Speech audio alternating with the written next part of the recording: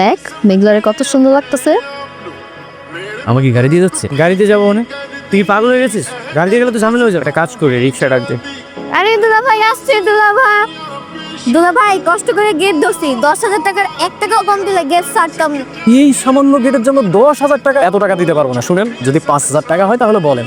কি করতেছি চেস তো দর কষাকষি করতে পারে। যদি 5,000 টাকা দিতে পারবি তাহলে তো বুঝতে পারবে যে আমাদের কাছে অনেক টাকা আছে। 100 টাকা তাহলেই হবে।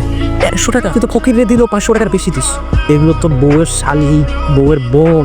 যেটা বলতেছি সেটা কর। মাশাআল্লাহ, তোমার অনেক সুন্দর লাগতেছে। আপনারা অনেক সুন্দর লাগতেছে। আপনার জন্য একটা জিনিস আনছিলাম। কি রয়েছে? আপনার হাতে একটু দিবেন? এটা তো অনেক দামে যে, এটা কেন আনতে গেছে? আমার একটা ছাগল আছিল, আব্বা ওটা বিক্রি করে দিছে। বিক্রি কইরা শখ করে আপনার লাগে আনটিটা বানাইছে। কেন আনতে গেছে কত? এটা কত দামি একটা জিনিস। এই দামি জিনিস যদি আনতে পুরো পুরো রাস্তায় ঘুরি তাহলে যদি কিছু একটা হয়ে যায়। আব্বা অনেক শখ কইরা আপনারা বানাই দিছে। আপনারা স্মৃতি হিসেবে রেখে দিন। আচ্ছা ঠিক আছে, আমিও তোমার লাগে একটা জিনিস নিয়েছি। আমার লিখে কি আনছেন? সবটা বন্ধ করো। এইবার সবটা খোলো। সুন্দরী ডাক। পছন্দ হয়েছে? অনেক পছন্দ হয়েছে। আব্বা বাজারে যাইবো তো, আব্বা জিগাইতে কইছিল আপনার কি মাছ পছন্দ আনবো। আমার তো সব মাছই পছন্দ। কি কন আপনার ইলিশ মাছ পছন্দ? ইলিশ মাছ হচ্ছে আমার সবচেয়ে পছন্দের মাছ কি জানো? পাঙ্গাস মাছ, তেলাপিয়া মাছ, কই মাছ, এইগুলা। আচ্ছা তাহলে আমি আব্বারে কমনে এখন থেকে, কিন্তু আপনি হোটেলে খাইবেন, আমি বাসা রান্না করে দিব, আপনি খাইবেন। Good morning. কি অবস্থা? ঘুম ঠিকঠাক হয়েছে? প্রথম অ্যাডজাস্ট করতে একটু প্রবলেম হচ্ছে, আস্তে আস্তে ঠিক হয়ে যাবে। একটা হিসাব আপনি ঠিক মতো দিতে পারছেন না। হিসাব যদি ঠিক মতো না দিতে পারেন তাহলে কোম্পানি চলবে কিভাবে? কোম্পানি তো 12 বেজে যাচ্ছে। একটা হিসাব উনি ঠিক মতো দিতে পারছে না, তাহলে ওনার কাজটা কি? সরি স্যার, আমি এখনই ঠিক করে আনছি। যান একটু সুন্দর করে চেক করে নিয়ে আসেন আরেকবার। আমি চেক করে হিসাব করে আনি।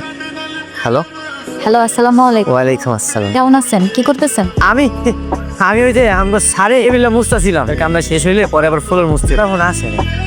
ও তাই তো মনে হয় আপনার বিরক্ত করলাম না? না না, তুমি আমার কোনো বিরক্ত করো না। তোমার সাথে আমি এক হাত দিয়ে ফোনে কথা বলবো, আর এক হাত দিয়া কাজ করবো।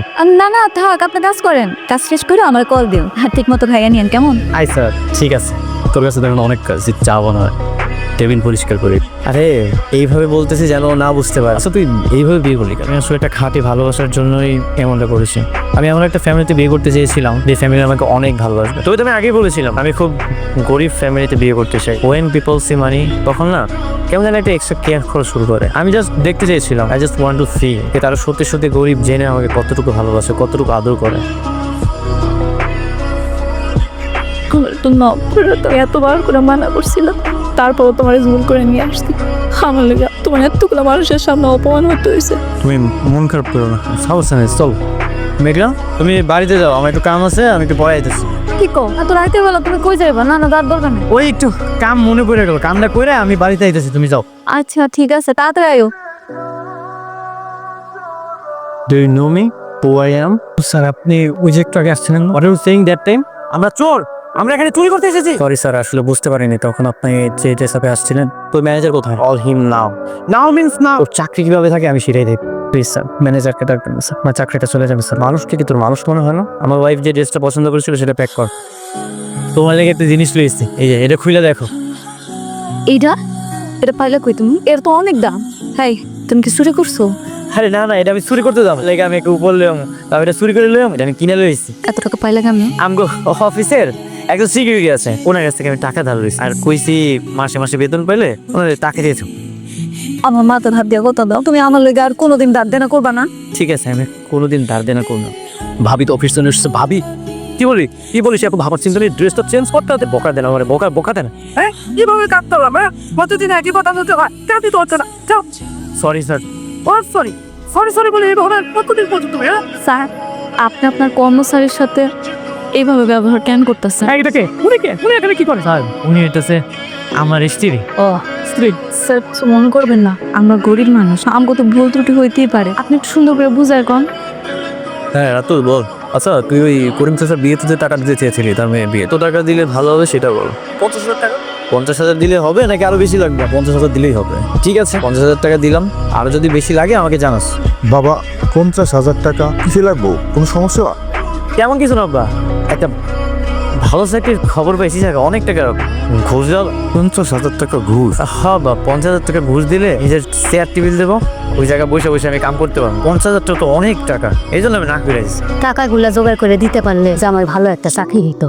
আচ্ছা মা, তোমার জামাই কি তোমার কাছে টাকা চাইছে? তা তো আর নাই, আমারও তো ইচ্ছা হয় যে আমার জামা একটা ভালো চাকরি করবো। এইখানে 50,000 টাকা আছে তোমার চাকরির জন্য, তোমার শ্বশুর আব্বা জোগাড় করছে। না বাবা, এতগুলো টাকা আপনারা কেমনি ব্যবস্থা করলেন? ওই একজনের থেকে আমার কি এতগুলো টাকা একজনের থেকে আনছেন? আমার তো বিশ্বাস হইতেছে না। সত্যি করে কতগুলো টাকা কোন জায়গা থেকে আনছেন? আমি মিথ্যা কথা করতে পারবো না। আব্বার একমাত্র সম্বল চায়ের দোকানটা বেচা দিছে, এরপর টাকা জোগাড় করতে পারে না। মার কাছে কইছে মা আমার শখের যে কানের দুলগুলা ছিল এটি বেচা দিছে। হাব্বা মা, এটা আপনারা কি করলেন? সবকিছু বিক্রি করে দিলেন? শোনো বাবা, এই সবই তো আবার কেনা যাবে, কিন্তু সবসময় তো ভালো চাকরি পাওয়া যায় না। তুমি চাকরিটার জন্য ব্যবস্থা করো বাবা। তুমি তো আমার উপর না, তাই না? তুমি আমার সন্তানের মতো।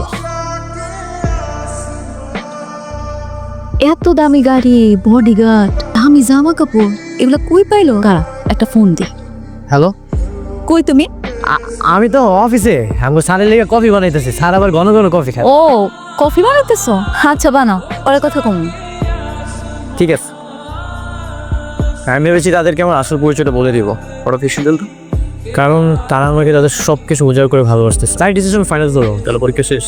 হ্যাঁ, পরীক্ষা তো শেষ। যে আমার লোকে এত বড় প্রতারণা করছস, আমার আর আমার পরিবারের সহায়তা সুযোগ নিয়ে এত বড় মিথ্যা কথা বলি। তুমি এখানে বসো, আমি তোমাকে সবকিছু বুঝিয়ে বলছি। কোন ধরনের লোকেরা গরিব গুলোকে এত মজা করস? কইরা আমার লাগে আমার পরিবারের লাগে এত বড় গেম খেলি? তুমি আমার কথাটা বোঝার চেষ্টা করো। আমি তোমার সাথে কোনো গেম খেলিনি। তুমি এখানে বসো, আমি সবকিছু তোমাকে বুঝিয়ে বলছি। আমার আর কোনো কথা শুনতে আমি তো বাড়িতে দিব না। আমি না। মেঘলা, আপনি এখানে কেন আইছেন? আমি তোমার বাবা মার সাথে কথা বলতে এসেছি। আসসালামু আলাইকুম। ওয়ালাইকুম আসসালাম। খারান, আব্বা আম্মার লগে কথা করার আগে আপনি আমার লগে কথা কি কইতে চান শুনি? বাবা, আমি আসলে অনেক বড় একটা সত্য আপনাদের থেকে গোপন করেছি। এটা সত্য, আমি এতিম, আমার কেউ নেই। আমার পাশে যারাই ছিল সবাই আমার অর্থবিত্ত দেখে আমাকে ভালোবেসেছে। আমার নিজস্ব একটা কোম্পানি আছে, আর সেই কোম্পানির মালিক হচ্ছি আমি। আপনি মিথ্যা কথা কেন কইলেন? আমি সবকিছু হাতে নাতে ধরার পরে তারপর আপনি স্বীকার করছেন। এর আগে কি স্বীকার করছিলেন? তুমি সেখানে যাওয়ার আগে আমি সিদ্ধান্ত নিয়েছিলাম যে আমি তোমাকে সবকিছু জানিয়ে দিব। পরিচয় গোপন বল লাগে। কারণ আমি খাঁটি ভালোবাসা চেয়েছিলাম। আমার অর্থবিত্ত দেখে অনেক ফ্যামিলি তাদের মেয়ের সঙ্গে আমার বিয়ে ঠিক করেছিল, কিন্তু আমি রাজি হইনি। আমি সবসময় চেয়েছিলাম এমন একটা ফ্যামিলিতে বিয়ে করতে যারা আমাকে স্বার্থ ছাড়া ভালোবাসবে। আপনারা আমাকে নিজের সন্তানের মতো ভালোবেসেছে, এমনভাবে আগে রেখেছেন যেটা আমি সবসময় চেতাম। তুমি এই সাধারণ আমিটাকে দেখি যে ভালোবাসা দিয়েছো, সে ভালোবাসা আমি কোথাও পাবো না। তুমি আমার অর্থবিত্ত দেখেন, তুমি এই সাধারণ আমিটাকে দেখে ভালোবেসেছো। এই ভালোবাসাটাই মানুষের আকাঙ্ক্ষা। আমার তোমাকেই লাগে। আমি তোমাকে অনেক ভালোবাসি, তুমি আমাকে ফিরিয়ে দিও না। হাজারটা মানুষের সাথে কথা বলতে চাই, হাজারটা কথা আমি তোমার সাথে বলতে চাই। আসসালামু আলাইকুম। আরে অনেক, তুমি আসছো ভালো করছো। সাথে কারণে আসছো, তোমার চাষে একটা কাজের মেয়ের কথা বলছিল, তাই নিয়ে আসছে না? চাচা, ও আমার বউ। আয়াকে বিয়ে করেছে। সালাম কর। হেই, একটা গরিব বস্তির মেয়ের বাসা এনে বললে হলো যে আমার বউ? না, এই বিয়া কিন্তু আমরা মানি না অনেক, একদম এই বিয়া মানি আমরা। দেখেন চাচা, আমি আপনাদের অনেক সম্মান করি, কিন্তু এর মানে এই না যে আমার সকল সিদ্ধান্ত আপনারা নেবেন। আমি ওকে বিয়ে করেছি, সেটা একান্ত আমার ব্যক্তিগত সিদ্ধান্ত। আমার বিয়েটা আপনারা মানলেই কি আর না মানলে কি, সেটাতে কিছু যায় আসে না। মা এটা কি হলো? মা আমরা বলেছিল অনেকের সাথে আমার বিয়ে হবে। তুই কোনো চিন্তা করিস না, আমি তো বলছি এমনি কই মাইয়ারে অনেকের লগে থেকে ডিভোর্স দিতে দেবো, ডিভোর্স দিয়ে সাই তারপর তোর লগে বিয়ে দেবো। ম্যাডাম, কোথায় যাবেন? খবরদার আমার আপনারা ম্যাডাম ডাকবেন, আমি আপনাকে ম্যাডাম না। মেঘলা, রাগ করে কেন চলে যাচ্ছ? এই জন্যই না আমি বড় লোককে ঘৃণা করি। এরা মানুষের সম্মান করতে জানা। আমরা গরিব হইতে পারি, কিন্তু আমগো কাছে আত্মসম্মান বোধ সবচেয়ে বেশি। আমি যে তোমার কোটিপতি দেখে বিয়া করি না, এই সাধারণ তুমি ডারে দেখে বিয়া করছিল। আমি তো কোটিপতি পরিচয় তোমাকে ভালোবাসি, যে সাধারণ আমি তাকে ভালোবেসেছি, আমি ঠিক সেভাবে সবসময় থাকতে চাই। মেঘলা, আমি তোমাকে মন থেকে ভালোবেসেছি, এই জন্যই তোমাকে আমি বিয়ে করেছি। তুমি সত্যি যদি এই সাধারণ আমিরাও হয়ে থাকো, তাহলে তুমি আমার সাথে আমার বসিতে থাকো। এই আলিশানি বিলাসী জীবন আমার দরকার নেই। টিনের ঘরে বসিতে থাকতে আমার অনেক কষ্ট হয়ে যাবো না? কি বলতেছো? আমি এখানে আগে থাকছি না? থাকছো ঠিক আছে, তখন তো আর আমি জানতাম না তুমি এত বড় লোক। এখন তো তুমি আমার জন্য সবকিছু সাইরা সুইরা এমন ছোট্ট একটা ঘরে থাকবে, তাও বস্তিতে। মেঘলা, কি শুরু করছো বলো তো? তুমি বাবা মা আমাকে তো আলাদা আলাদা তো কেন করতেছে? কালকে আমার পছন্দের কিছু রান্না করবো, ঠিক আছে? আচ্ছা ঠিক আছে। শোনো না, আজকে না আমার একটা বান্ধবীর জন্মদিন। এত কইরা কইছে আমি কি জানো? অবশ্যই তুমি যাও, এবং সবচেয়ে দামি গিফটটা নিয়ে যাও। দামি গিফট? তুমি যদি দামি গিফট নিয়ে যাও, সবাই তোমাকে অনেক সম্মান করবে, তোমাকে সবসময় মনে রাখবে। না না, দরকার নাই। ও আমার ক্লাসমেট, আমরা একলগে কলেজে পড়তাম, অত ঘনিষ্ঠ না। বর্তমান যুগে শো অফ করেই মানুষ চলে, শো অফ না করলে মানুষ দাম দিতে চায় না। তুমি অনেক সবচেয়ে দামি গিফটটা নিয়ে যাও, সবাই তোমাকে আলাদা সম্মান দিবে, মর্যাদা দিবে। দেখ দেখ তোর আরে বান্ধবী আসছে, কি খ্যাত শাড়ি পরে আসছে, পার্টিতে গিয়ে শাড়ি পরে। আরে তুই আসছিস, আমি তো ভেবেছিলাম গিফট দেওয়ার ভয়ে আসবি। সি কি কইতাছ? তোর জন্মদিন তুই আমার দাওয়াত দিছস, আমি না এসে পারি ক? গিফট আনছি। এই কে? দোস্ত মইতাছ রাস্তাতে কোনো পুতুল টুতুল নিয়ে আজকে তুই বাসায় যা পুতুল কেন আগে। দেখ তো কি দিছে। আলা দোস্ত এটা তো আসলে ডায়মন্ডের মাইর। এই সত্যি তো ডায়মন্ডের আন্টি সুন্দর তো।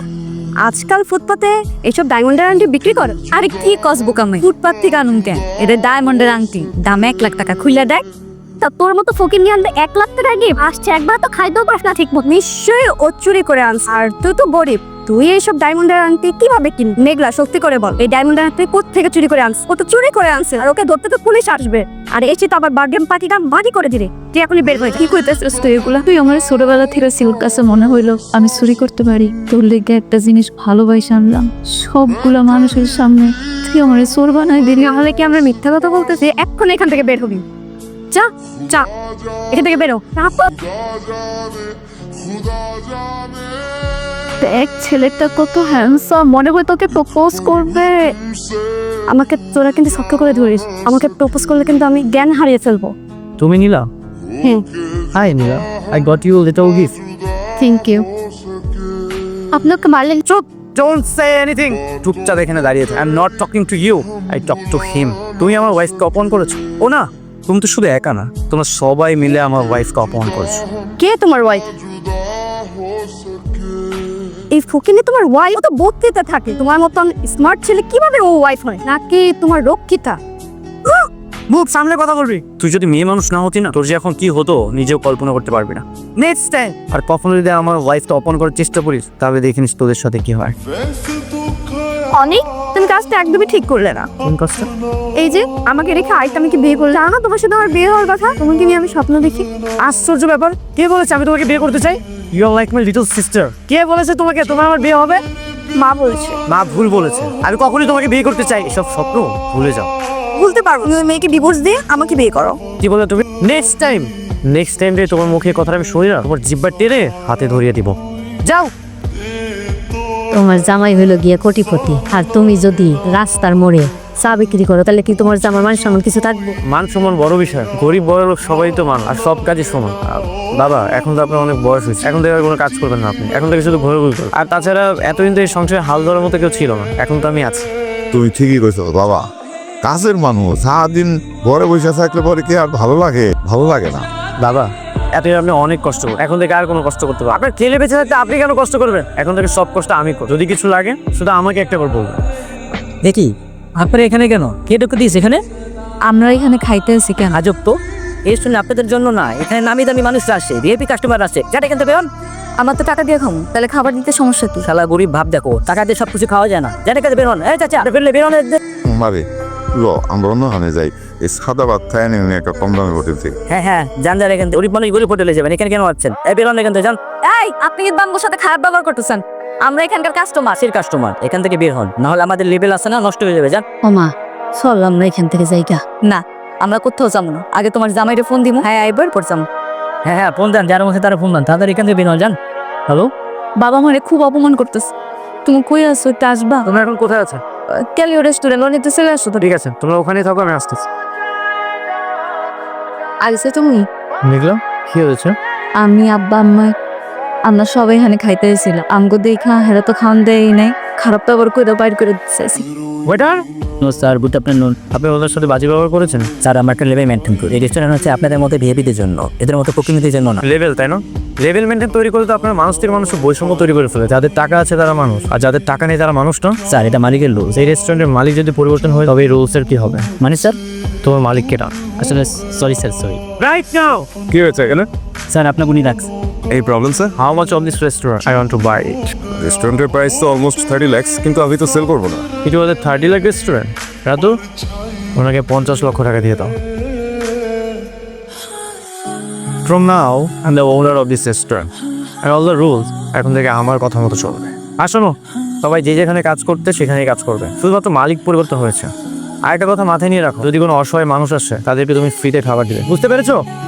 জি স্যার। যাও এখন আমাদের জন্য খাবার নিয়ে আসো।